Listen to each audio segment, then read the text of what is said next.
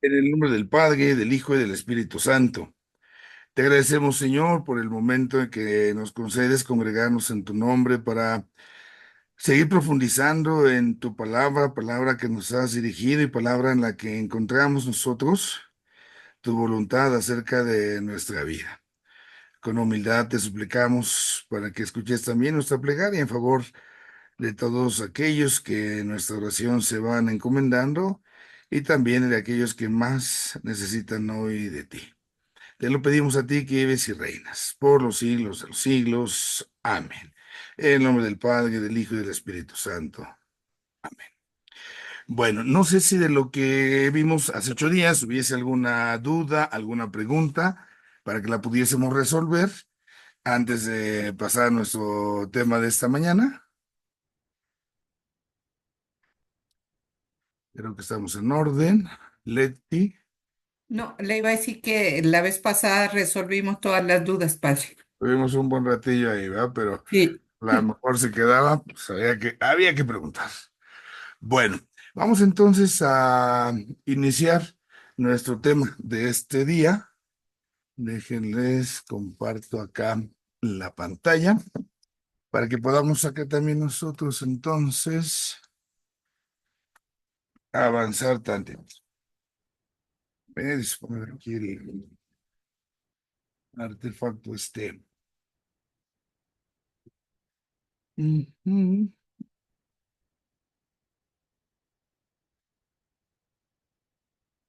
Mm, está acá.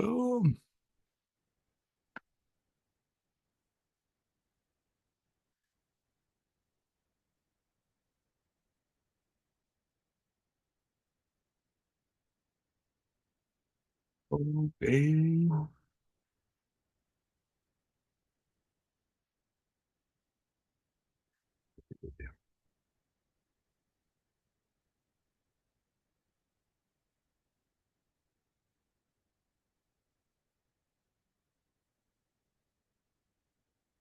Permítanme aquí una tremenda. Ahí está ya. Ah, ya. Ujú.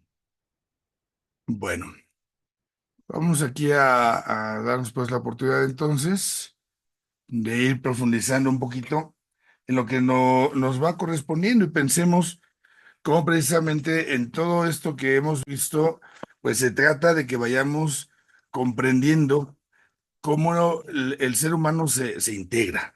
Decíamos la semana pasada que hay dos elementos fundamentales en la persona, que es el cuerpo y el alma. Y en ese sentido debemos de tener mucha prudencia, mucho cuidado para no caer en lo que en algunos momentos terminó siendo una especie de herejía y que es aquello que se llama el dualismo. Cuando hablamos del dualismo, lo explicábamos la vez pasada, es como si fueran dos cosas separadas. Una cosa es el cuerpo, otra cosa es el alma, y no hay realmente una unidad.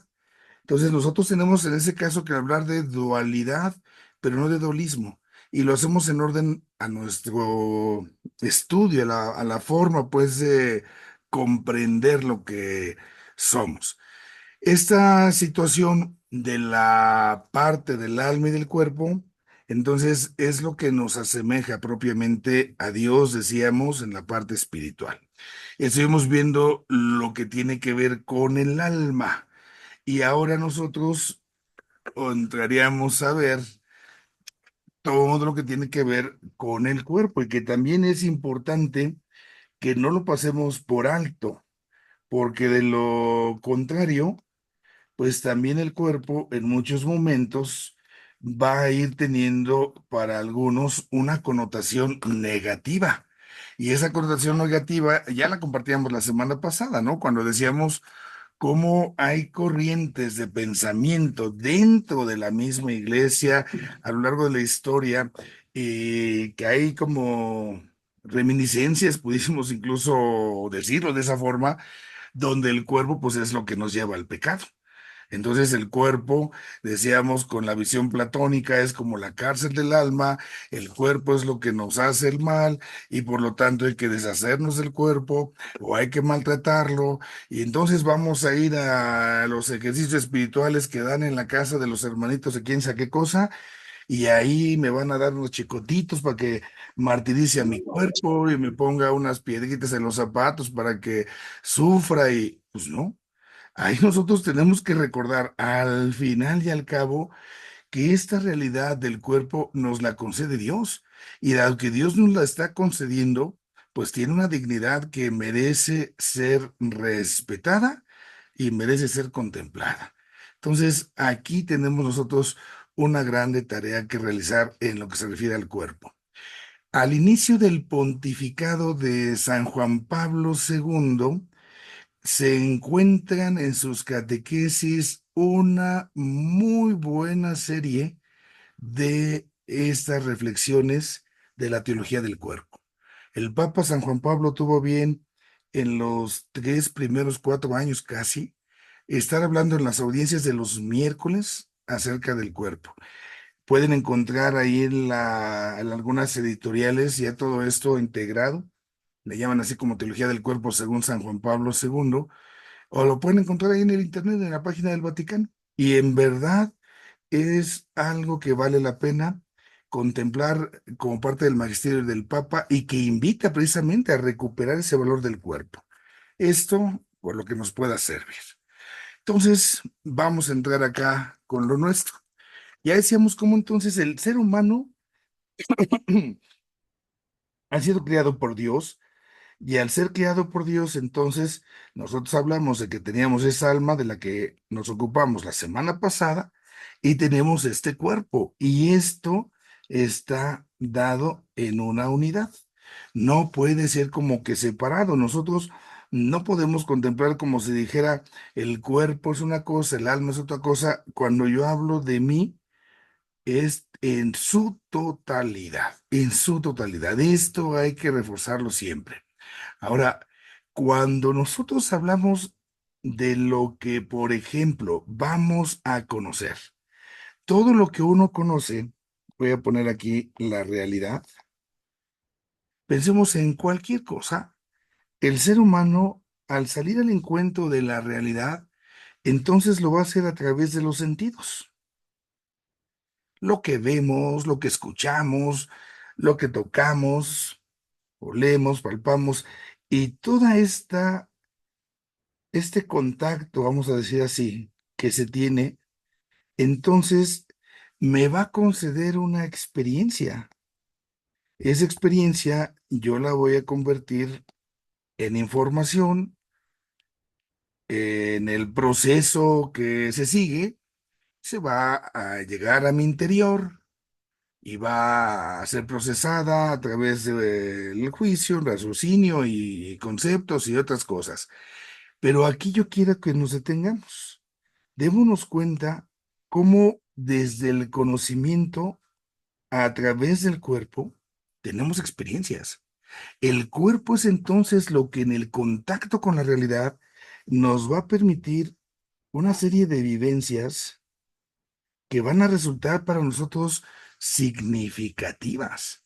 Y en esa significatividad de las cosas es gracias a que tenemos precisamente nuestro cuerpo. Si nosotros, no sé, tenemos por ahí una mala experiencia de un perro, es que padre, el otro día el perro me mordió y yo no puedo ver los perros, porque si me mordió el perro, les tengo pavor y pánico, ¿no? Entonces, esto que pasó a través del cuerpo, a través de lo corporal, me ha dado una experiencia, me ha dado una vivencia y es acá donde me voy a empezar a conformar en lo que soy. Y así podemos poner experiencias en el sentido positivo, negativo, y nos vamos a ir siendo lo que somos. Pensemos, por ejemplo, cuando tenemos la oportunidad de contemplar un paisaje. Nos extasiamos, podemos extasiarnos, ¿no? Es una vivencia maravillosa, no sé, un atardecer. Y esto mismo nos va a ayudar a ser quienes somos. Entonces, la experiencia que se da nos va a ofrecer una vivencia, ¿no? Son experiencias, son contactos, son experiencias corporales.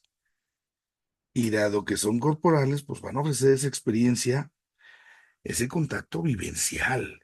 Así entonces, todo lo que nosotros vamos a tener en nuestra cabeza, en nuestra vida, va a llegar a través de la mediación del cuerpo. El cuerpo va a jugar un papel de mediador.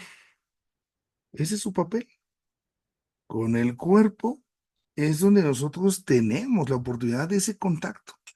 Y obviamente en esas realidades donde el cuerpo va a mediar, el contacto y la experiencia humana con otra persona va a ser pues fundamental. Esta es la parte que entonces a nosotros nos permite, ¿no? Llegar y afirmar cómo cuando yo me encuentro con la otra persona es donde yo precisamente también voy configurando pues lo que soy, es decir, mi propia personalidad. Son experiencias entonces que nos van a ir haciendo. Y es acá donde se hace una cosa maravillosa, cómo a través del cuerpo yo percibo, pero también yo comunico. Y vamos a comunicar, pensemos en lo que nos va a hacer el cuerpo, va a ser como ese mediador en el contacto con otra persona. Pensemos, por ejemplo, en nuestras expresiones. ¿Qué es lo que se comunica a través del rostro? ¿Cuáles son esos gestos que nosotros podemos elaborar? El Papa Francisco, en la carta que sacó ahorita acerca del Sagrado Corazón, habla de esto, ¿no? En esa parte, cómo se comunica en esta realidad, ese amor divino desde el corazón. Y nosotros podemos pensar así. El rostro, dice un autor, es la epifanía, es la manifestación de la persona. Hay una cita bíblica muy hermosa, a mí me fascina, cuando se da la bendición, que los números, que dice que el rostro de Dios resplandezca sobre ti. ¿Cuándo podemos pensar un rostro resplandece? ¿Cuándo se ilumina, no? ¿Cómo nos percatamos que el rostro se le ilumina? No sé, pensemos cuando está la fulana esta enamorada y llega por ahí el chamaco este que la anda moviendo toda la vida, se le ilumina la carita, ¿no? Decimos, se ilumina su rostro, hace una sonrisa, sonríe, no se ríe, sonríe. Es así como una sonrisa muy especial, muy delicada. Ahora pensemos cómo se ilumina, cómo resplandece el rostro de Dios. La bendición de Dios es una sonrisa sobre nosotros. En la bendición de los números así dice, ¿no? Que el rostro de Dios resplandezca sobre ti. Y el rostro resplandece cuando sonríe. Cómo Dios nos sonríe. Entonces, a través pues del cuerpo hay toda esta experiencia, hay toda esta realidad. Y esto pensándolo en el sentido positivo, pues se exige de nosotros pues una gran tarea para que nos demos cuenta de lo que comunicamos. Y lo sabemos, ¿eh? Lo sabemos. Porque cuando queremos ser hijos, también somos hijos, ¿no? Y sabemos cómo y con qué gestitos podemos fregar a una persona. Entonces, ahí es donde tenemos una grandísima tarea. Y así entonces, a través de este cuerpo, si nosotros vamos ubicando esto, el ser humano se va a poner en contacto pues con el mundo que le rodea. Entonces, el cuerpo es lo que le va a permitir precisamente estar en este espacio, estar en este tiempo, y aquí es donde vendrá pues nuestra tarea. ¿Qué forma de relacionarme yo puedo tener a partir de mi cuerpo? Con todo cuanto existe, ¿no? En una audiencia del Papa hace unos días, me llama mucho la atención algo que a veces no nos detenemos. Él invitaba a pensar cómo en el desarrollo de la inteligencia artificial, pues va resultando, ¿no? Como que se suscitan ciertos temores. ¿Por qué? Porque las máquinas parecería como que hasta van a superarnos. Y el Papa invitaba a practicar gestos que las máquinas jamás van a tener. Por ejemplo, una sonrisa, el sentido del humor, el saber reírnos. El Papa decía, una máquina no se va a reír, no va a tener una risa. Lo que implica todo esto. Y es interesante cómo esa parte es como rescatar, digamos, lo más humano. Quizás sí pueda tener una inteligencia artificial, pero no es experiencia de lo que se genera en ese sentido. Entonces, acá nosotros debemos de tener esa oportunidad. Ahora, a través del cuerpo, pues es donde nosotros también nos ubicamos, pues en lo que es el ciclo biológico, nos recuerda ahí el texto, ¿no? Ese ciclo biológico que implica que también nosotros tenemos un nacimiento, vamos creciendo, pero también llega el momento de la muerte. Y que son momentos en los cuales, pues, híjola, a la vez no quisiera uno. Luego nosotros decimos, por ejemplo, en esta parte del ciclo biológico, hay un detalle que siempre debemos también subrayar. Cuando se da la muerte de la persona, luego decimos, es que el alma dejó al cuerpo, pero más bien es al revés. Es el cuerpo el que está dejando el alma.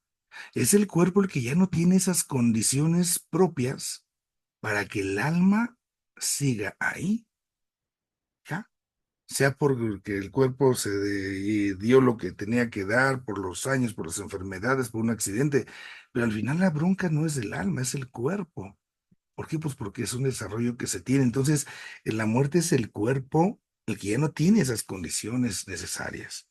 Ahora, a partir de esta consideración que se nos presenta, uno tiene que aprender a tener una adecuada valoración, obviamente, pues desde el Señor Jesús, para nuestro cuerpo. ¿Por qué desde Cristo vamos a valorar el cuerpo? Pues ni más ni menos porque Cristo mismo tuvo uno.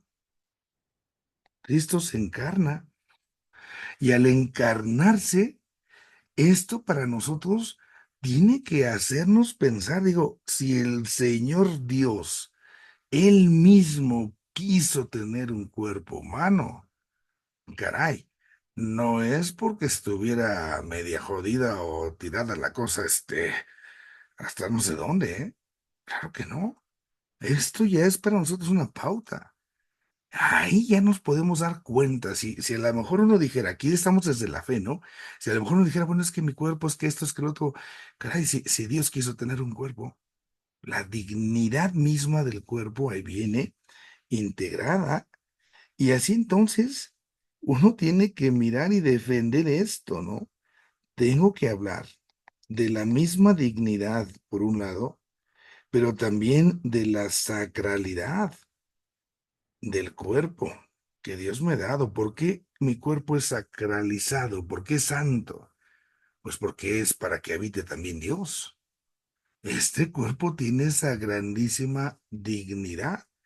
El cuerpo tiene vida, está animado por esa alma espiritual. Y al tener nosotros esa alma espiritual, entonces se nos recuerda que venimos de Dios y no estamos orientados a Dios. Y por eso se dice, ¿no? En la misma escritura se nos recuerda cómo nosotros, por un lado, somos cuerpo de Cristo, pero también somos templos del Espíritu Santo. Y esto habla de esa dignidad sagradísima, sacratísima de nuestro cuerpo. Entonces, no debemos despreciar nuestra vida corporal. No debemos de maltratarla, al contrario, uno tiene que honrar, tenemos que cuidar nuestro cuerpo. Y aquí nos falta mucho, mucho, mucho, mucho, mucho, mucho. Cuando hablamos, por ejemplo, de la vida espiritual, a ver, vamos a ir a dirección espiritual. Ah, muy bien, quienes hagan dirección espiritual, ¿cuándo hablan del cuidado de su cuerpo en la dirección espiritual? ¿Qué tanto me cuido o no me cuido? Vamos a ir a confesarnos, está bien. Nos confesamos de los pecados contra nuestro cuerpo, que tanto lo hacemos. Y sabemos que nos hacemos daño. No, padre, yo no tengo vicios. Mm, ¿Tu descanso, cómo estás? ¿Descansas? ¿Cuidas ese cuerpo que Dios te ha dado? Y es acá entonces donde tendríamos que ampliar, ¿no? ¿Por qué? Porque al final es algo que Dios nos ha dado y nos lo ha dado en ese amor. Esto exige que nosotros reconozcamos, pues, que este cuerpo, primero, ha sido creado por Dios. Lo segundo, que a través de este cuerpo nosotros somos precisamente imagen de Dios, ¿no? Así fuimos creados como imagen de Dios y al ser imagen de Dios, el cuerpo está concediendo precisamente esta realidad. Nos está acercando a esta imagen de Dios.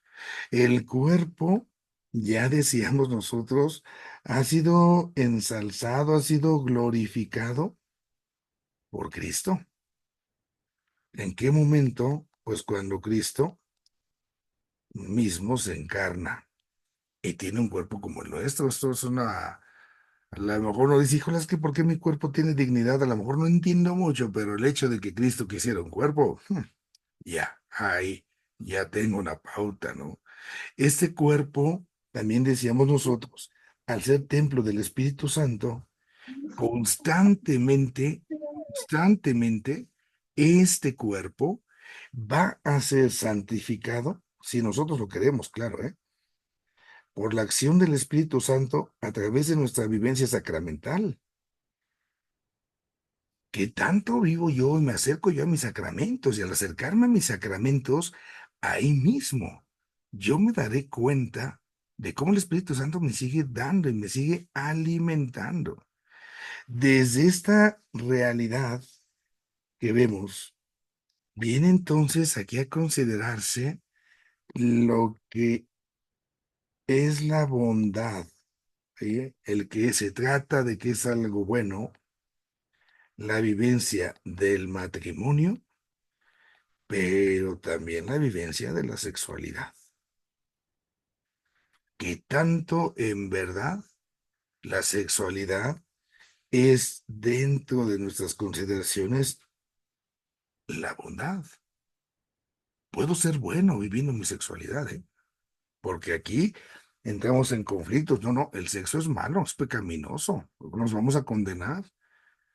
Entonces, es que estamos en pecado. ¿Por qué? Porque estamos teniendo sexo y, híjola, si la sexualidad del ser humano fuera algo mala, simplemente Dios no nos hubiera creado sexuados.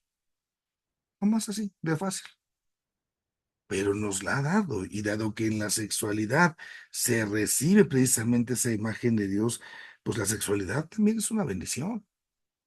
Y de esto urge, urge que hablemos mucho, porque en las escuelas hoy a los niños se les da mucha información, pero no tienen formación. Ese es nuestro gravísimo error hoy. Ya los chamacos es como si tuvieran un carro, ya saben cómo funciona y todo, los pedales es para esto y el volante es para el otro y todo, ya saben cómo funciona todo, pero no significa que tengan la madurez para manejar. Hacia acá. Ya saben cómo funciona todo el aparato reproductor femenino, masculino, todo y hasta más. Nos dan vuelta en eso. Pero qué tanto están formados para eso, ¿no? Ahí está esta parte que es bien delicada.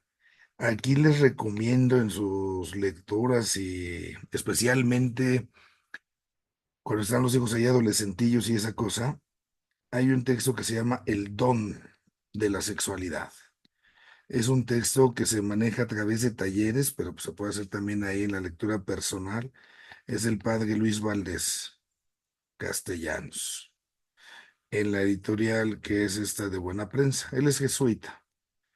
En general, de manera particular, lo que puedan encontrar de este padre, yo se los aconsejo, todo lo que puedan comprar, cómprenselo de este hombre. Y no es caro. Es editorial Buena Prensa, de esos libros que son realmente económicos, que valen la pena. Y esta parte del don de sexualidad, pues es muy, muy, muy hermosa, porque ayuda a mirar la sexualidad desde Dios. Y esto ayuda a purificar también la idea, por ejemplo, del mismo matrimonio. Hay otro texto, ahí sí no recuerdo el autor ni la editorial, pero también muy bueno, se llama El sexo, eh, como Dios manda. Ujú. Ahí sí les debo los demás datos. Ciertamente el autor no es de acá de nuestros rumbos. Entonces, aquí tenemos una gran tarea. Estamos hablando de cómo la vivencia de la sexualidad, del matrimonio, es algo bueno, es algo positivo. Y a veces es todo lo contrario a lo que se mira, ¿no? No, yo para qué me caso. No. En la vivencia cotidiana, con las expresiones con las que vemos la sexualidad, fíjense cómo tratamos luego a los niños desde pequeños. Cuando los niños van creciendo y van aprendiendo, el ser humano va haciendo experiencia a través del tacto. Decíamos, el cuerpo, pues nos permite ese conocimiento. Y entonces van y andan agarrando todo, ¿no? Y cuando los niños agarran, decimos, agarra su parte, padre. Es que se agarró el pajarito. ¿Y qué le decimos al niño? Déjese ahí, no sea cochino. ¿Cochino por qué? Y no se llama pajarito, se llama pene. Y nos da trabajo ponerle nombre a las cosas, como si fueran negativas, malas, pecaminosas, ¿no? Es la parte que tenemos desde la teología del cuerpo que rescatar. Y esta parte es fundamental. Hay mucha chamba que tenemos que hacer. Otra realidad que es bien, bien importante en esta teología del cuerpo es lo que tiene que ver con la resurrección. Aquí en la parte de la resurrección, pues nosotros sabemos que vamos a estar con Dios. Así lo sabemos y lo creemos. ¿Por qué? Pues porque pasó con Cristo. Entonces, el cuerpo habrá de ser, podemos decir así nosotros, al menos restaurado. Y en esa restauración, hablamos acá porque tenemos la incapacidad intelectual, no tenemos esa experiencia. Hablamos de lo que se llama la materia gloriosa. La materia gloriosa, lo voy a poner acá abajo de otra forma, ¿sí? Sería la materia inmaterial, por decirlo de alguna manera, ¿eh? O puedo ponerle también la materia espiritual. ¿A qué nos referimos con esto? Mire, cuando el Señor Jesús resucita y se aparece entre los demás, está, dice el texto de la Escritura, están todos los apóstoles encerrados porque tienen miedo de lo que viene, ¿no? Y resulta que estando todo cerrado, Cristo se aparece entre ellos. Y uno tendría que decir, bueno, ¿cómo le hizo para atravesar las paredes? Vamos que a lo mejor era puro espíritu. Ándale, pues era un fantasma. Órale, pues.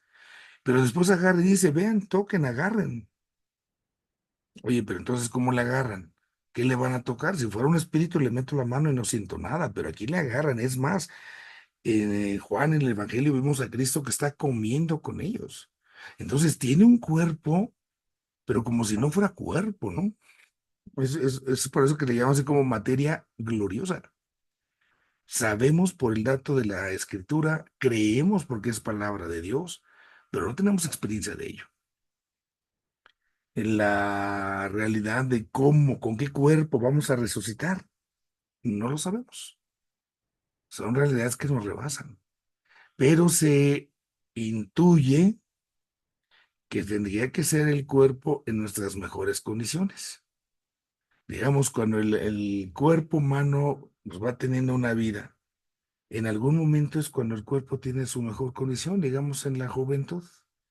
Y es ahí donde se esperaría o se intuye que este cuerpo sería el de la eternidad. Pero solo son puros dichos. De esto sí no tenemos nada. Recordemos también ahí, cuando Cristo resucita, Él no se quita las heridas, ¿no? Yo luego les digo a las personas, es como si Cristo se hubiera en la resurrección, se va a hacer su tuneadita, ¿verdad? Ya se fue a tunear. y ya le quitó todas las heridas y los chicotazos y los espinazos. Ajá. Pero ¿por qué no se quitó las heridas de los clavos? ¿Por qué las dejó? Porque a través de ellas es donde uno conoce el amor. Es como una carta de presentación. A ver, Tomás, ven, agárrale, o sea, vele. Las llagas de Cristo permanecen intactas, ¿no? Como si quisiera decir, aquí está la carta en la que yo me presento porque es que los amo. Entonces, en el cuerpo, pudiésemos decir, tendrían que quedar en algún momento esas huellas de lo que nosotros podemos decir nos serviría para comunicar el amor. Son meras intuiciones, ¿no? Aquí, al resucitar, lo que nosotros tenemos que afirmar como parte de nuestra fe es que nuestro cuerpo estará nuevamente con nuestra alma. Y aquí tenemos una vida nueva. Y algo que parecería innecesario decir, pero hay que decirlo, seré yo, ¿sí? Con mi cuerpo, con mi alma. Por eso es que la famosísima esa reencarnación es contradictoria, porque si yo viniera y tuviera ya dos, tres, cuatro, cinco cuerpos al rato que sea la resurrección, ¿con qué cuerpo resucito? Soy yo. Y donde soy yo, no solamente es mi alma, soy yo con todo y mi cuerpo. Por eso decíamos de esta unidad. Por eso la cuestión de la reencarnación es totalmente incompatible con nuestra fe. De una persona que se reencarne no sé cuántas cosas y no sé cuántas personas, pues no, hombre, este, ¿cómo vas a resucitar? ¿En qué vas a resucitar? Pues ahí, ¿no? Y esto es donde nosotros tenemos la apuesta. Bueno, hasta aquí está esta parte de lo que se nos presenta de la teología del cuerpo. Siguiendo nuestra guía, nos presentan a continuación, y que es muy interesante, cuáles son las funciones del espíritu humano, entendamos nuestra alma espiritual, ¿no? ¿Cuáles son las funciones que tenemos nosotros a través del alma? Y aquí también es fundamental que lo miremos. Decíamos, está la persona, y esta persona tiene cuerpo y tiene un alma. Cuando yo hablo del alma, el alma espiritual, para que lo entendamos en su mejor especificidad, en el alma vamos a encontrar lo que son dos grandes facultades. Ujú. Una es la inteligencia y otra es la voluntad. Es lo que nosotros somos. Ahora, en la inteligencia, en el significado etimológico, nosotros recordemos, ¿no? La palabra inteligencia tiene como dos raíces. Voy a ponerlo así, sin meterme tanto en la etimología. Inte hace referencia al interior y ligencia, leggere, hace referencia a leer. Cuando una persona es inteligente es porque está leyendo el interior. Es decir, está comprendiendo la esencia, digámoslo así, lo que es una cosa. Ay, padre, ¿qué quiere decir con eso? Es bien simple. Si yo pongo delante de ti un lápiz y te pregunto, ¿qué es esto? Tú lo ves. Y a través de los sentidos, de la vista, procesamos la información y llego a su esencia. ¿Qué es eso? Ah, un lápiz. Lo que es una cosa. Esa es la inteligencia. Entonces, una persona inteligente no es porque saque dieces y dieces y dieces. La persona inteligente es la que sabe ver las cosas importantes, esenciales en la vida. Hay gente que a lo mejor nunca fue a la escuela, pues ni modo, pero es muy inteligente porque son personas sabias. No se andan ahí atorando en bronquitas que, ay, ¿para qué le hacen al cuento, no? Buscan lo que es esencial. Del lado de la voluntad, lo que la voluntad va a hacer es querer. ¿Y qué es querer? Pues es tener un apetito. ¿Qué se te antoja? ¿Qué se te apetece? Y cuando tenemos ese apetito, Javier, vamos a dejar preguntas al final, hijo, si fuera una pregunta lo de tu manita, ¿eh? Entonces, si hay ahí un apetito, es hacia dónde yo me voy a dirigir. Es una tendencia. Y esto nos va a dar como resultado que la inteligencia, cuando quiere llegar a la esencia, es para que conozca la verdad de las cosas. Y el querer lo que se apetece, obviamente nosotros apetecemos las cosas buenas. A uno no se le anda antojando lo malo, nomás por puro gusto, ¿eh? Uno debe de querer lo bueno. Que por puro gusto dijéramos, no, no, a mí me gusta lo malo, no. Pero hacemos cosas malas, sí. ¿Por qué? Porque pensamos que son buenas. Entonces, al hacer lo bueno, se supone porque es la verdad. Y ahí debemos de tener cuidado. Luego, cuando el ser humano entonces conjuga inteligencia y conjuga voluntad en esta armonía, es cuando nos vamos a encontrar con la libertad. ¿Por qué? Porque si yo no vivo la mentira, si yo no vivo la maldad, soy libre, no soy esclavo. Y la libertad es lo que nos va a permitir tomar elecciones para orientarnos a esto, a lo verdadero y a lo bueno. Ojo, la libertad no es hacer lo que se me antoje. La libertad es hacer lo bueno, es hacer las cosas verdaderas. Porque a veces pensamos, no, no, es que ser libre es hacer lo que yo quiera. ¿Quién te dijo? Tu propio cuerpo te recuerda que nomás no se puede. Eres libre de volar, ándale, vuela. No se puede. La libertad en ese sentido está orientada hacia el amar.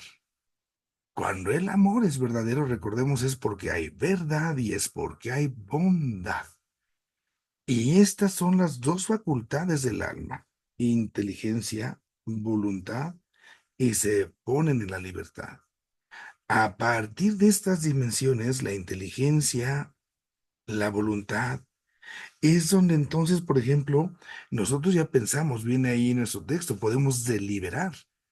Ya voy a tomar decisiones, voy a deliberar, eso está bien, eso está mal. Es donde voy a tener conciencia, es donde se van a generar mis afectos, aquel apetito que hablamos del querer, es donde voy a tener precisamente esa parte del amor. Y si bien es cierto, la escritura no nos habla así de en este esquema, esto es más bien filosófico, sí es cierto que eso está reflejado. Ahora, desde esta situación, cuando nosotros hablamos de la verdad suprema y de la bondad suprema, estamos hablando de Dios. Por eso, el ser humano, cuando está bien orientado en su inteligencia, sabe que Dios es lo esencial. Cuando está bien orientado en su voluntad, sabe que Dios es el bueno. Es cuando entonces elige a Dios, ¿sí? Elige al Señor. Hace una elección. Y esta elección, tristemente, muchas ocasiones se ve dañada por el pecado, ¿no? Entonces, el pecado es cuando yo había elegido a Dios, pero chihuahuas, me equivoqué, entonces renuncié a Dios. Ya la regué, ¿no? Pero también sabemos por esa libertad que puedo volver a elegir, puedo reelegir. Ya la regué, pero puedo cambiar. Puedo volver a hacerlo. Y esto es lo que se llama religión. El verdadero sentido de la religión es relegere, reelegir constante, habitualmente, en este caso a Dios. Le profesa un amor muy religioso a su mujer. Ah, es que constantemente se reeligen, ¿no? Se vuelven a optar. ¿Sabes qué, mujer? Hace rato que venía ya para acá en la casa, no, hombre, vi una muchacha que está como para mí es universo. Pero ¿qué crees? Aquí la dueña de mis quincenas eres tú. Te vuelvo a elegir a ti. Eso es una religión. Es una acepción de la palabra religión. Y si lo entendiéramos así, caray, este, ¿qué implica tomar conciencia? ¿Por qué elegimos a Dios? Porque descubro que de Él vengo, porque Él es el amor y descubro que estoy llamado a amarlo. Y en ese amor es donde yo quiero precisamente vivir. Entonces, desde esta lógica, yo voy a descubrir precisamente que todo esto, el reelegir a Dios, pues tiene que ver con la posibilidad de esa libertad que me permite amar. ¿Por qué quiero amar a Dios? Pues porque quiero estar con Él y querer estar con Él es estar en esa común unión, es estar en comunión. La religión me debe poner en común unión, me pone en comunión. La verdadera religión, ¿eh? Porque es el amor, me debe de poner en comunión.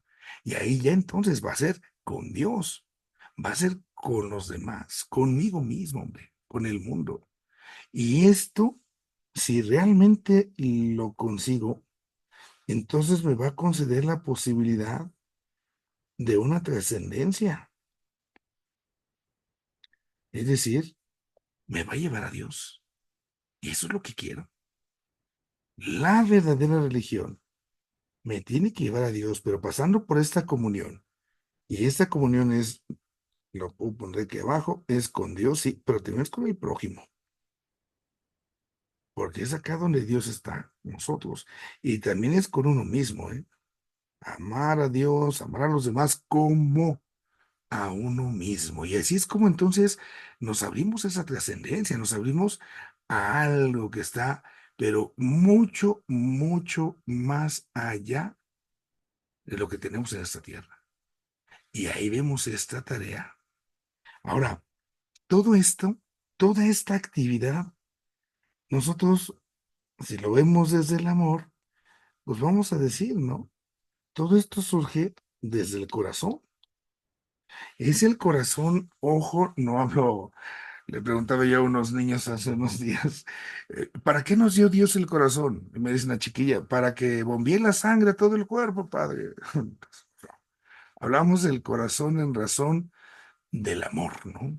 Hablamos del corazón como el centro del ser humano, el centro de nuestra persona, el centro de nuestro afecto, el centro de todo, pues, lo que somos nosotros bíblicamente, ¿no? Y este corazón también lo tiene Dios. Dios también tiene un corazón. Y esto es porque ama. Y es entonces donde nosotros debemos de asemejarnos al Señor. El corazón se convierte entonces sí en este centro donde se va precisamente a poder suscitar desde la libertad que viene por la inteligencia y por la voluntad, en el caso nuestro, una libertad que nos permita amar. Por eso el corazón se tiene que cuidar para que no caigan las esclavitudes de la mentira o de aquello que no es bueno, de la maldad. El corazón entonces implica reconocer que la persona no solamente tiene esa dimensión intelectual y que es importante porque nos permite conocer. Tenemos acá que admitir que nosotros también tenemos una dimensión afectiva. Nos dejamos afectar precisamente por la presencia de los demás. Y aquí afectar no es en el sentido negativo, ¿no? De que, me van a hacer daño, me van a lastimar, me van a... No, no, no. Me afecto, ¿por qué? Porque es parte de mi vida. ¿Por qué? Porque yo soy lo que soy gracias a y junto con, pero no soy así como que aparte, ¿no? Y es esto lo que entonces en el corazón, pues se va a ir integrando precisamente bajo esta dinámica que le va a considerar, pues como alguien muy especial. Desde acá. también por eso tengo que comprender la cuestión de la sabiduría. La palabra sabiduría la puedo yo vincular desde estas realidades con la palabra saber, con la palabra sabor, ¿sí? En la cuestión etimológica es muy hermosa esta palabra. La persona sabia no es la persona que es más inteligente, ¿eh? En el sentido como lo entendemos. La persona sabia es la que sabe ver cuáles son las cosas importantes de la vida. Por eso, una persona cuando está procurando ser sabia es la que le da sabor a la vida. Es por eso el Señor que nos llama a ser sal de la tierra, ¿no? Una persona sabia, podemos decirlo así, está llamada con todos los demás a ser sal de la tierra y que cuando no tenemos sabor, es decir, cuando no hemos encontrado lo esencial de la vida, pues se nos tirará. Esta realidad de la sal. Yo pruebo la comida y no veo si tiene sal o no tiene sal. No me doy cuenta. Es imperceptible. Pero cuando pruebo, de inmediato sé si está pasada de sal o no tiene nada de sal, ¿no? Así es esta sabiduría, con esa discreción. Darle sabor a la vida.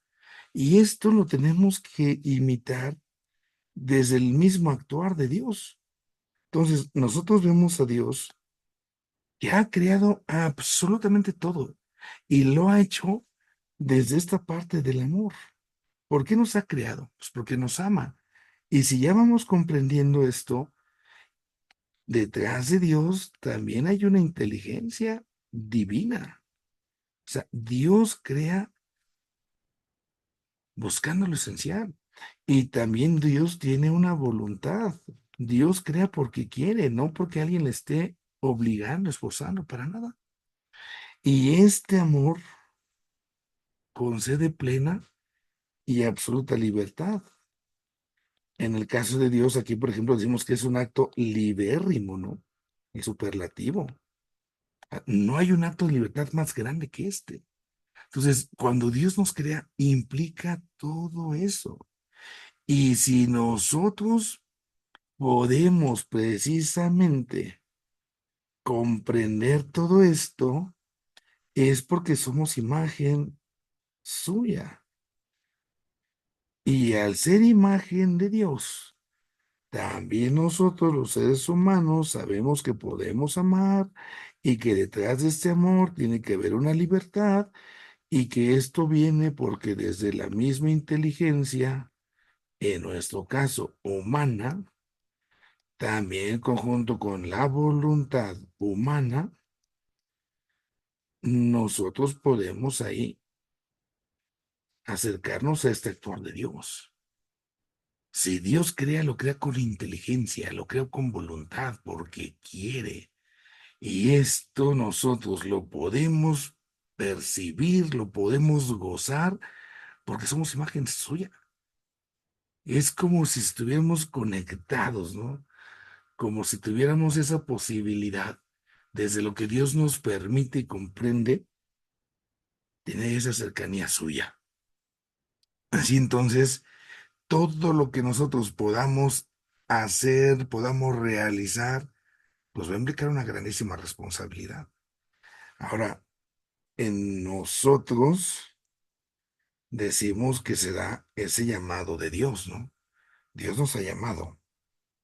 El llamado de Dios implica la escucha, hay que escuchar. Para que yo pueda darme cuenta que me llaman, pues tengo que escuchar. Esto, alguna vez platicábamos, se llama el audire. Es poner atención para escuchar. En el español se traduce como la obediencia. Una persona obediente es porque sabe escuchar. El obedire, ¿qué me dice Dios? Voy a prestarle mi obediencia a Dios, es decir, le voy a prestar mi escucha. Dios quiere que ame, Dios quiere que ame desde esa libertad, obedeceré. Y esto entonces tendrá que hacerme una persona que viva con la responsabilidad.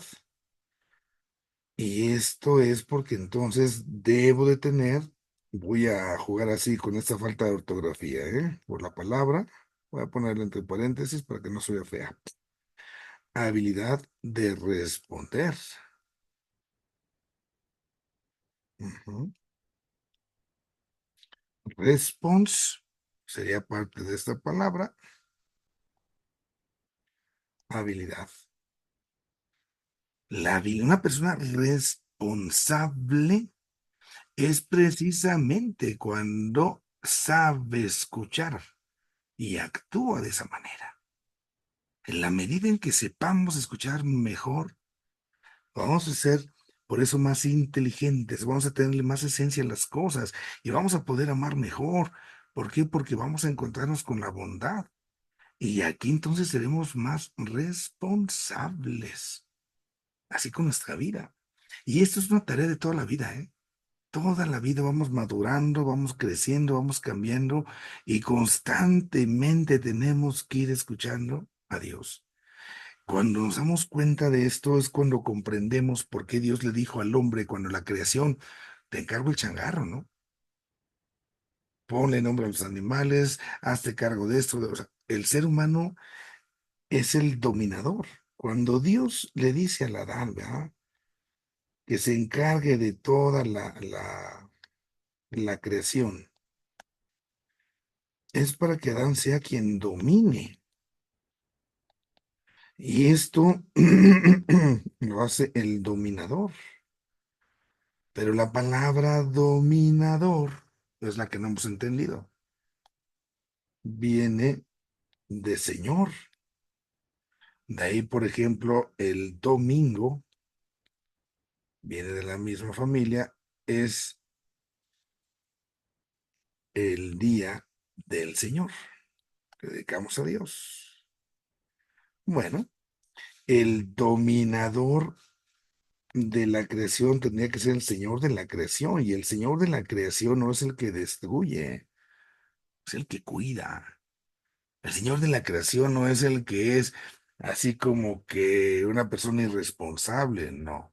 Es aquel que da entonces precisamente lo que merece a la creación. Es aquel que cuida toda la creación, todo cuanto existe, ¿no? ¿Por qué? Porque sabe que viene de Dios, porque sabe precisamente que el Señor pone esto bajo su encargo, bajo sus manos. Y así entonces nosotros nos damos cuenta, ¿no?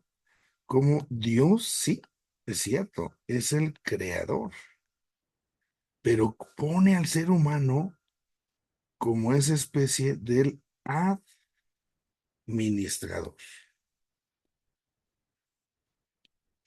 Esta palabra ministrar es un verbo que ya no usamos, pero ministrar significa servir. El administrador es aquel que sirve, pero a nombre de otro. Es el que es puesto ahí para ser señor de lo que otro le está confiando. Y esto también debe recordarnos desde esta óptica la dignidad del trabajo. A través del trabajo humano es donde esto se lleva a cabo. Es donde trabajando el hombre también hace la voluntad de Dios.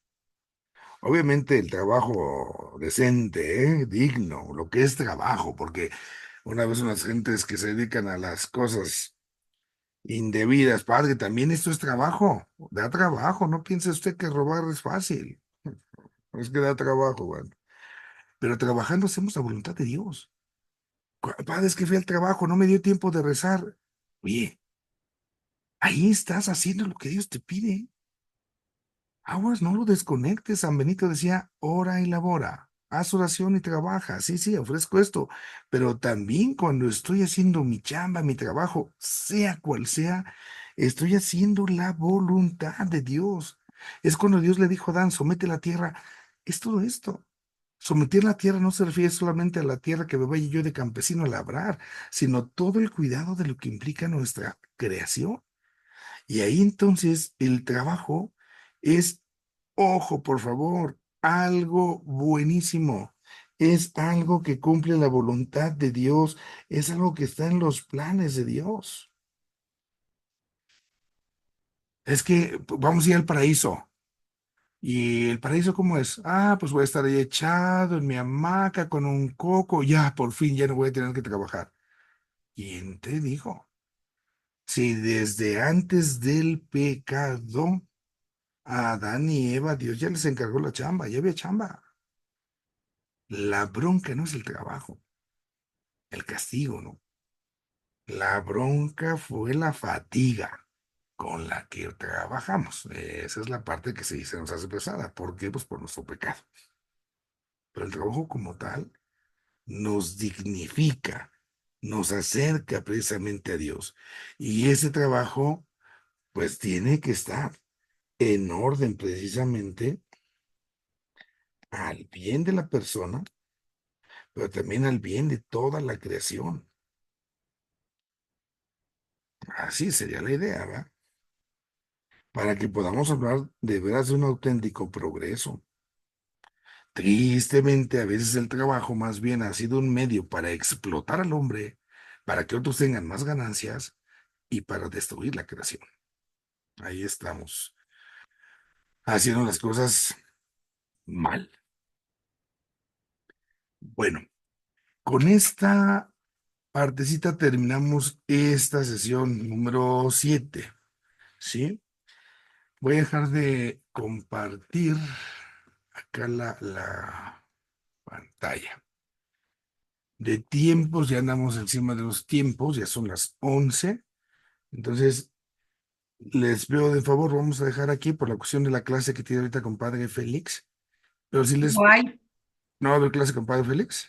Ah, ok. Entonces, vamos a preguntas. Si hay preguntas, tenía por ahí Javier, había levantado la mano. Vamos a empezar con Javier, por favor, Javier. Sí, padre, gracias. Muy bien. Bueno, cuando usted habló de la memoria y de la voluntad que están, digo, de la inteligencia y de la voluntad que está en el alma, Sí, eh, mencioné memoria porque yo escuché a otro sacerdote, alguien a que también estaba la memoria, entonces me quedó esa pequeña duda de si también esta, digamos, capacidad del intelecto está en el alma, como pues, serían las tres cosas, memoria, inteligencia, voluntad.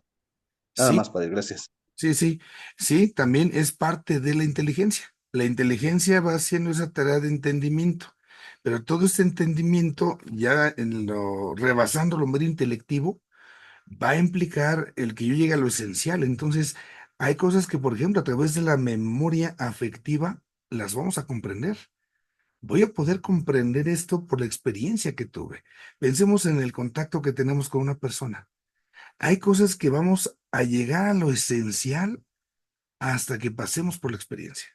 No sé, de manera particular, yo recuerdo cuando murió mi mamá, una persona me preguntaba, uno de los padres amigos me preguntaba, oye, ¿se siente muy gacho? Le digo, sí. O sea, la verdad, la experiencia de perder a mi mamá personalmente, digo, la mamá y el papá tienen su lugar, pero la mamá es mamá.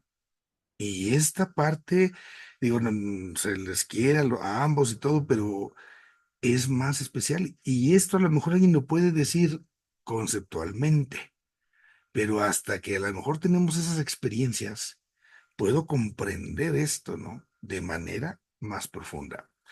Pensemos, no sé, en ese mismo tipo de ejemplos, cuando luego muere el hijo de una persona, ¿no? Es un dolor tremendo. Y a veces uno no lo comprende, ¿por qué? Pues porque no hemos pasado por ahí. ¿Quiénes van a ser las personas que mejor te comprenderán? Quienes han vivido una situación igual. Entonces, ahí nos damos cuenta cómo también las experiencias que quedan en nuestra memoria efectiva son colaboradoras para que podamos entender, para que lleguemos a lo esencial. Son parte de todo esto. Ujú. Muy bien, padre, gracias. Bien, Javier. Vamos con Blanca. Hola, padre. Buen día. Oiga, ¿Sí? sobre lo que dijo de la sexualidad y el matrimonio, ¿no? es a través de la sexualidad que se va a seguir generando vida, ¿sí? Sí, Pero ¿qué pasa con los nuevos métodos? necesitan al final y al cabo del esperma y del óvulo. Ahora, aquí uno tiene que darse cuenta que sexualidad no es sinónimo de genitalidad. La genitalidad se reduce mucho más a la parte biológica y la sexualidad es muchísimo más amplia. Esta parte es urgentísima que la rescatemos porque en algunos momentos, y especialmente uno como varón, somos muy reducidos a lo genital, somos muy calenturientos, pues. Y en algún momento, cuando, por ejemplo, en la pareja, en la mujer el apetito disminuye o termina después de la menopausia y el fulano, pues para nada. Y no, mi vieja ya no me responde, es que no sé qué. Yo he encontrado casos, ¿no? Donde la señora, padre, yo ya le di permiso a mi señor que vaya con quien quiera, porque pues yo ya no se me antoja, ya no quiero nada y felices los dos, o sea, seguimos siendo buenos esposos y él allá, cuando tenga su necesidad. Ah, espérame. Necesidad es algo que es para vivir. Para vivir necesitas tomar agua, necesitas comer, uno ir al baño, necesita dormir. Si uno no hace eso, uno se muere. Pero si yo no tengo una relación genital, no me voy a morir. De eso no se muere uno. Bueno, yo al menos no he conocido a nadie que se muera de eso. Se llaman virtudes a trabajar. El amor no puedo reducirlo ahí. Y entonces ahí tenemos nuestra primera tarea, ampliar la cuestión del concepto de la sexualidad. La segunda realidad, en la parte de si se va a seguir empleando o no, la pregunta interesante sería si algún día vamos a poder hacer o crear seres humanos artificiales, que en un laboratorio, sin que intervenga el hombre y la mujer, podamos fabricar esperma y podamos fabricar óvulos. Poniendo el ejemplo así en lo sencillo, para hacer el agua se necesitan hidrógeno y oxígeno, ¿no? Sabemos H2O, la formulita. Entonces vamos a pensar que estamos como en la cocinita, pongo esto de oxígeno, pongo tanto de hidrógeno, le mezclo, le muevo, ahí te va, ahí está el agua. Para hacer un esperma, para hacer un óvulo, necesito estos elementos, jálatelos aquí, ponle, revuelves, ahí está el óvulo, ahí está el esperma, como que producidos artificialmente, ¿no? Aquí la cosa es tan interesante. ¿Se podrá hacer algo así? ¿Podremos lograr que el genoma humano, el ADN, se transmita si tuviéramos así como que esas posibilidades? Cuando se hablaba de la clonación de seres humanos. Vamos a dar el supuesto. Padre, es posible sin que intervenga el ser humano, así fabricando en el laboratorio, vamos a poder hacer nuevos seres humanos. Está bueno. El ser humano, para que tenga vida, no solo es materia, requiere el alma, el principio vital. Y ese, ¿cómo se hace en un laboratorio? ¿Cómo se produce? Pues no hay. Y es acá donde Dios interviene, ¿no? Y habrá que dilucidar, habrá que pensar, cuando surgiera un ser humano clonado, de laboratorio, absolutamente todo, en ese momento, ¿cómo y en dónde intervendría Dios? Nosotros decimos, Dios está, el hombre y la mujer procrean. Cuando el esperma fecunda el óvulo, en ese mismo instante Dios pone el alma, porque es ahí cuando está dando la unión. Si fuera de laboratorio, ¿cuándo sería, no? Pero al final, Dios tendría que estar interviniendo para que hubiera esa vida. Por ahí podríamos así imaginar algo, ¿no? En la especificidad humana, digo, yo cuestionaría esa parte y sería interesante ver, ¿no? La ciencia, desconozco, si pudiésemos nosotros pensar en estas cosas de si se puede duplicar el genoma humano, ¿no? El ADN. Siempre sabemos hasta ahorita que no hay ADNs duplicados, o sea, es único. Entonces, no sé si en algún momento la ciencia, en algún avance, dijeran, vamos a poder poner el mismo ADN de alguien, ya lo podemos hacer. No sé. Hasta donde estamos, creo que no. Pero bueno, pero lo que sí, el alma, esa es de Dios. No sé si con esto quedemos, hija, con Blanca. Ah, padre, espérenme. Nada más, es porque escuché en un programa de salud que hablaban locamente de que un hombre se va a poder embarazar por los nuevos métodos. Pero ahí es donde ahorita que usted nos decía sobre del alma y el cuerpo, allí que, porque cada uno de nosotros fue hecho con algo específico. Usted nos decía, ¿no? Se va formando la persona eh, particularmente. Pero ahí en esto de jugar a que yo sí puedo, ¿qué va a ser? Desconozco fisiológicamente cómo funciona todo eso, ¿no? Pero vamos a tratar de imaginar de manera muy simple, y perdón las analogías, que la mamá, donde genera el hijo, la bolsita donde se pone el bebé, es el útero, el vientre. Entonces vamos a sacar esa bolsita de la mamá, vamos a ponérsela al hombre, le abrimos la panza y se la ponemos. Sale, ya tiene ahí la bolsita para que pueda vivir en la criatura.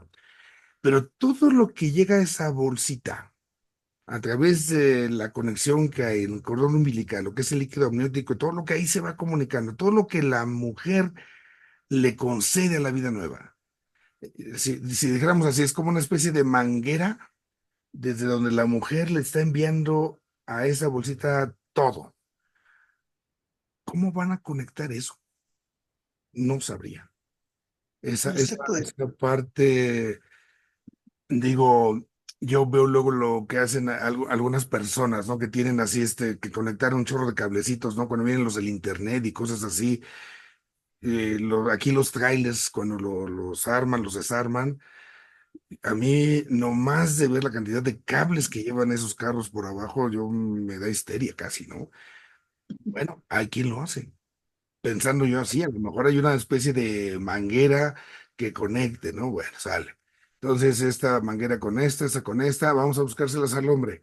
Sale. Vamos a decir que se pudieran conectar.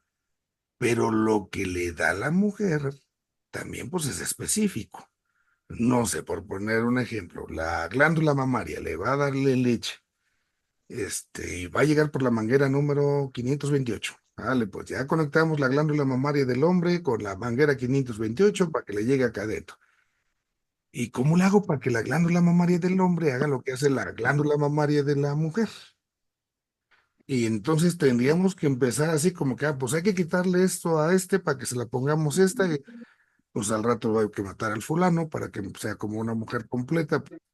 Se me hace, no sé si en algún momento la ciencia llegar a ese avance, ¿no? Suponiendo, vamos a suponer así, sí, sí lo va a hacer. Ah, bueno, sale pues. Ahí al final nos vamos a quedar con la misma cosa. El alma, que es lo que da Dios, en el momento, suponiendo, ¿verdad? Que ya tiene todas las condiciones el fulano que ya se hizo fulana. Si va a fecundarse como se hace normalmente el hombre con la mujer, o si va a ser in vitro y le van a hacer el implante, al final, cuando el esperma llegue al óvulo, ahí es cuando Dios pone el alma.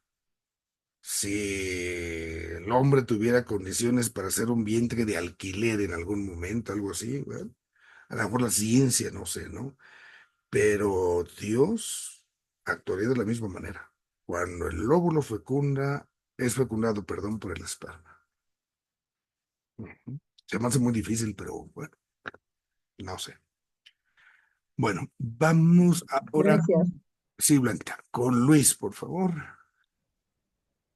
Padre, buenos días. Mire, en realidad que no. Tratando de hacer un resumen, ¿sí? Un compendio de lo que hemos visto en los dos últimos temas, lo estamos viendo en el sentido antropológico, teológico, ¿sí? Pero aquí se podría aplicar a manera nada más de analogía lo que el principio filosófico dice de acto potencia en cuanto a lo que es imagen, semejanza, capacidad humana. O sea, podríamos partir aquí en una visión así un tanto cuanto global y racional sobre todo, ¿no? Pensar, imagen es nuestra condición estática y semejanza sería el proceso dinámico de llegar a ser, o sea, partiendo entonces, lo que somos, pero lo que podemos llegar a ser. Ahí es donde yo quisiera saber, ¿es correcta una visión en ese sentido? Todo lo que hemos visto aquí ya a detalle en los temas, podríamos decir, iniciamos en el acto, pero nuestra potencia es llegar a esto prácticamente que estábamos concluyendo el tema de hoy, la unión perfecta con Dios. Ahí está bien. Cuando hablamos de la potencia, son las posibilidades que tenemos, ¿no?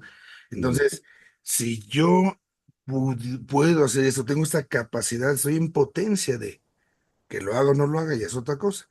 Entonces, ujú, nosotros estamos en potencia de amar, todos podemos amar. Esa canción del Juan Gabriel, que yo no nací para amar, por eso es totalmente contraria al ser humano, de a de veras, ¿no? Todos podemos amar. No es que yo no nací para amar, no, no. Todos nacimos para amar y todos podemos amar. Que no quiera amar ya es otro rollo, ¿no? Entonces pensemos esto, bueno, yo voy a amar y puedo por ese amor irme planificando esa comunión. Yo la única petición que haría nada más ahí es siendo lo que somos. Esa es nuestra condición humana, porque en una de esas pudiese correrse el riesgo de decir, bueno, porque yo tengo esas potencias, ahora voy a ser Dios al nivel de Dios. No, o sea, yo podría ser como mi papá, pero nunca seré mi papá. mm, Entonces, seremos dioses, porque somos hijos de Dios y seremos asumidos en la divinidad, pero nunca seremos como nuestro papá, en ese sentido. Pero sí es el llamado que tenemos. Cuando entremos al mundo nuevo, digamos así, a la vida nueva, el purgatorio lo podríamos entender muy bien así también. A lo mejor yo tenía la potencia de llegar acá, pero nomás llegué por aquí. Entonces el purgatorio lo que va a hacer es ayudarme a alcanzar esto.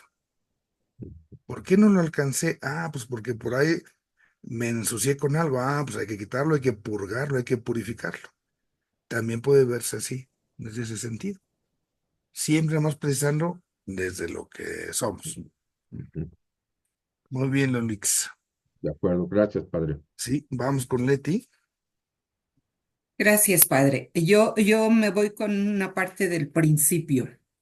Bueno, si nosotros lo que tenemos que hacer es responder en obediencia a Dios y estamos muy ciertos y conscientes de que nuestro cuerpo es el receptor de esas experiencias, de esas vivencias, y sobre todo yo creo que más hoy, no sé, cuando una persona ha sido lastimada, y conserva esas experiencias, ¿cómo decirle? A veces juzgamos a esas personas porque al recordar, recuerdo que alguien me dijo, ¿no? Al recordar esas experiencias, lo hacen resentido. Eso fue así, como que muy feo. Pero lejos de esto, o sea, siempre va a hacer que cuando alguien es dañado, pues hay esos recuerdos precisamente de esas experiencias, de esas vivencias. Y ¿cómo le haríamos aquí? A lo mejor no sé si me estoy expresando bien, para hacerle ver a esta persona su respuesta a Dios, porque esto se da mucho en los chiquillos, en los adolescentes, en los jóvenes. ¿Cómo les podemos hablar o decir que hay que responder a Dios cuando, cuando su mente, cuando su corazón, pues están lastimados? No sé, no, no sé si me explico, padre. Sí, creo que sí. vamos a tratar pues ahí de pensar. La palabra recordar es también de las palabras hermosas. El recordar nos pone delante precisamente de lo que está en el corazón. La raíz es cor cordis. Entonces, cuando yo digo me acuerdo, recuerdo, estoy haciéndolo, pero desde esa parte de los afectos. En la situación, hoy es el aniversario de la Revolución Mexicana, pues qué bueno ya, pero no sentí nada, o sea, pero si yo me acuerdo o recuerdo lo que una vez me hicieron y me lastimaron, ya no solamente es lo intelectivo, ¿no? Sino ya me mueve toda la experiencia. Y esto es doloroso. Entonces, lo primero que tengo yo que hacer es aceptarlo, es darme cuenta que es parte de mi historia, que ahí va a estar en mi corazón. No es una cosa solamente intelectiva, porque a veces lo intelectivo es así como que ya, ya se me olvidaron las tablas de multiplicar. ¿Sí? ¿Por qué? Pues porque no las usas. Pero ahí no hay una experiencia más grande, ¿no? Entonces, aunque yo dijera no uso esas experiencias, pero como es más profunda, entonces yo tengo que aceptar que es algo que está presente, que es algo que no se va a quitar, que no se va a olvidar, que no hay lavados de memoria y es parte de lo que soy. Aquí lo interesante es cómo lo gestiono. Y es donde entonces yo tengo que comprender. Sirve el ejemplo de las cicatrices. Tengo yo una herida, tengo yo una cortada. Si me estoy rasque y rasque y rasque, nunca voy a dejar que sane. Tengo que permitir que cicatrice y al cicatrizarle, yo voy a ver mis cicatrices. Me voy a acordar de lo sucedido. Pero la idea es que no me duela, al menos no como cuando me hicieron ese daño. Y es parte de lo que tengo que integrar. Nosotros le llamamos perdón. Y acá viene la dimensión del perdón de la fe. En ocasiones les he platicado ese ejemplo muy clarito, ¿no? Estoy jugando fútbol, rompí la pelota, perdón, señora, está bien, muchachos, los perdono, pero debemos pagar el vidrio. Esas son las culpas. Hay videos que se pagan, hay videos que no se pagan.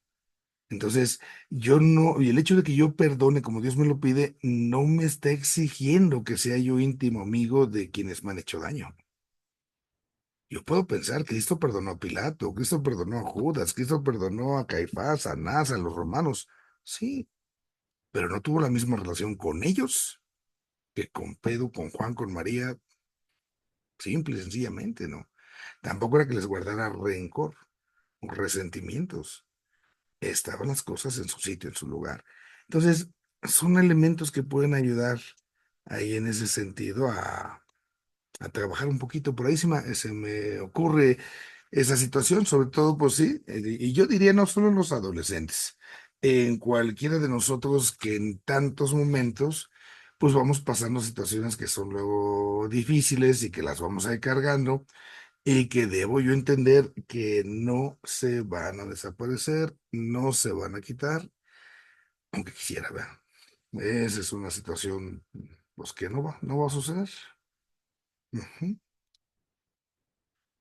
Entonces, es correcto decir que es resentimiento, o sea, porque la palabra en sí tiene una connotación muy negativa, muy fea. Sí, sí es resentimiento. ¿Sí? Sí, ese sentimiento, ¿por qué? Porque lo estoy resintiendo otra vez. Yo mismo estoy reproduciendo ese sentimiento. Recordar que los sentimientos siempre van a estar. Eso no los puedo quitar. Para que un sentimiento se haga pecado es porque ya está con sentimiento, ya lo consentí. Yo me sentí enojado. Eso no es pecado. El enojo como sentimiento no es enojado. El catecismo de la Iglesia Católica nos enseña, el pecado es el consentimiento. Cuando yo consentí el enojo, ahí ya está mi pecado. Cuando yo resentí, es cuando yo estoy permitiendo que eso esté quedando. Y lo voy a resentir y lo voy a resentir. Y la cosa es que esa experiencia de sentirlo ya no me lastime. Ya me hicieron daño. ya no debo hacérmelo. Debo aprender también a amarme, debo aprender a cuidarme. El resentimiento, se dice por ahí, es un pecado doble. Ya me lo hicieron y yo me lo sigo haciendo. Aquellos no me amaron y yo tampoco me amo. Por eso me sigo lastimando. Entonces tendría yo que darme cuenta que debo trabajar también eso que se llama amor propio. Eso es, deme otra pista de eso del amor propio. Mejor le voy a recomendar otro libro Ok. de este padre Luis Valdés. A mí me encanta ese hombre, ¿eh? Tiene un texto que se llama El gozo de perdonar. El gozo de perdonar. Son libros chiquitos, ¿eh? Yo cuando los recomiendo a algunas personas, el favor que les pido es que no lo lean rápido, porque son libritos esos que se echan rapidito. Es más bien para pensarlo, ejercitarlo. El gozo de perdonar es muy, muy padre ese texto también. ¿Quién es el autor, padre? El mismo de hace rato, hija. Ah, Este padre Luis Valdés Castellanos, igual lo tiene en buena prensa. buena. Él, Ok. él publica ahí en buena prensa. Tiene uno especial para mujeres, es también muy hermoso a partir de personajes bíblicos. Uno solo para hombres, así también tiene otro. Son varios materiales, comunicación y manejo de sentimientos, muy padres. Se los recomiendo esos textos. En sus labores pastorales también ayudan mucho. Entonces, por último, padre, el resentimiento, en sí la palabra no es negativa, sino cómo lo esté manejando la persona. Si lo vuelve a sentir con dolor, con todo eso, o si lo ha superado como las cicatrices. ¿Sí es correcto? Generalmente cuando ya está cicatrizado ya no lo sentiría. Ya nada más me acuerdo, pero ya no lo siento, ya nada más lo veo.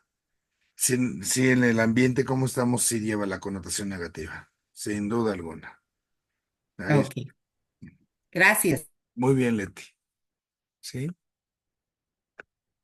Clarisa y América.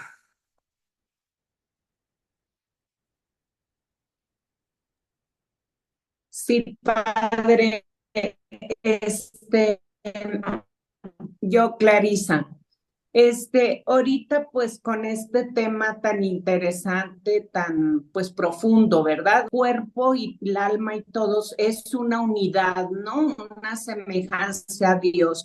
Y aquí me entró a mí la inquietud o la duda de entonces por qué se crea la incineración, padre, del cuerpo. O sea, ¿por qué se da o por qué se permite incinerar el cuerpo? Ahí no estaríamos como separando esa unidad No, o no. no. No sé por qué se crea. Yo asumo que históricamente en las culturas pues ha sido una parte propia desde que el hombre a lo mejor existe, ¿no? Como práctica funeraria. La cuestión interesante sería por qué dentro de la iglesia, digamos, si en algún momento ya no hay ninguna objeción, porque antes parecería que se objetaba, ¿no? Porque la realidad material, teniendo su dignidad, por supuesto, pero tampoco es una cuestión indispensable, en razón así como que yo dijera que si este fulano fue incinerado, entonces ya no va a poder ser salvado, ¿no? Y estaríamos, imaginémonos, ¿no? Hubo un incendio y se quemaron tantas personas, híjola, fue accidente y ahora pues como se accidentaron, pues ya ni modo se lo perdieron. O cuando uno está en el panteón, pues ya pasaron no sé cuántos años y pues ya quedamos puro polvito, ¿va? Entonces, al final ahí no hay una especie de impedimento a Dios para la acción resucitadora. Aquí lo que se recomienda y se insiste mucho es el lugar de las cenizas, que sea un lugar digno, como lo merece el cuerpo. Ahí es donde estaría esa parte de la dignidad. Ujú. Ah, Muy bien. ok. María Félix hace una pregunta, dice, en cuanto a penitencias, dice, por ejemplo, los ayunos. ¿Cuándo se puede exagerar en este tipo de prácticas o sacrificios, como caminar de rodillas en la basílica? ¿Realmente puede ayudar al alma o solo puede ser un maltrato al cuerpo, ¿no? Ahí es donde uno tiene que ser muy prudente. Ahí, precisamente en ese tipo de prácticas que podemos llamar son ascéticas, cuando realmente obedecen a algo que nos van a ayudar o cuando incluso pueden ser una especie de maltrato del cuerpo. Y yo recuerdo el caso muy triste de una persona enferma, diabética, que entonces entró a una congregación religiosa y resulta que se esforzaba haciendo sus ayunos, cuando primero el ayuno no lo obliga. Esa es la primera situación. Y segundo, pues empeoró la salud de esta persona y bueno, acabó la cosa muy mal. Esta parte nos damos cuenta que no obedece a la voluntad de Dios. ¿Por qué? Porque Dios nos pide amor. Y ahí hay una falta de amor propio. No estoy cuidando mi salud. Ahí no. Pero, por ejemplo, cuando yo le estoy enseñando a mi cuerpo a través del ayuno el tener esa virtud de la continencia, porque nomás veo lo que veo y todo se me antoja, y soy recusco y agarro y pongo, sí, ahí sí me hace falta el ayuno. Y no porque sea cuaresma, sino como una práctica ascética que ayuda a que sea más dueño de mí. Y no le estoy faltando el respeto ni a mi cuerpo ni a Dios. Esa cuestión, a lo mejor entre el fulano, ¿no? Y vieja que se la pone enfrente, este piensa que luego es suya y que se la quiere con ella y se la echa. Es que padre, no me aguanté. Ah, ¿qué caray, no te aguantaste? ¿Por qué no aguantas tus impulsos? Es que no puedo. No, sí se puede. ¿Te has esforzado? Y entonces ahí viene esa parte de esta virtud. Te has contenido la continencia. ¿Cómo le hago? Cosas prácticas. Al rato vas a la hora de la comida, hay refresquito, toma agua. No tiene nada de malo el refresquito, no te hace daño, toma agua. Esta parte de sacrificios como los comprendemos, de ayunos, abstinencias, si los hago en orden a una virtud, la virtud es un hábito bueno, que va a ayudar a hacerme dueño de mí para que sea más libre a la hora de poder amar a Dios y a los demás, claro, van en orden a lo que Dios me pide. Pero si van a ser para descuidarme, para hacerme daño y maltratarme, ahí ya no. Ahí es donde entonces podríamos tener ese criterio para purificar cualquier práctica. Padre, se fue de rodillas aquí a la basílica. Hay que ver por qué. Si esta parte a esta persona le va a ayudar en esa virtud de continencia, es muy respetable, ¿eh? Pero habrá que ver. Porque si no podemos ser como los señores que vienen a jurar. Padre, vengo a jurar, sí, por 8 meses y 5 días. No, pues fíjate que no, porque estás jurando nomás para esperar el día que es tu cumpleaños para que te vuelvas a poner la borrachera. Así no, porque no estás queriendo aprender realmente una virtud. Entonces, ahí es donde uno tendría que hacer esa purificación. Bueno, vamos a terminar aquí. Vamos a hacer nuestra oración y encomendarnos pues al Señor en lo que hemos contemplado el día de hoy y que nos permita verlos la próxima semana.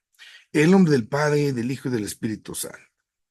Dios Padre bueno, te agradecemos por las cosas buenas que humildemente las recibamos y sepamos también compartirlas especialmente con aquellos que más lo necesitan y que están ahí a nuestro lado.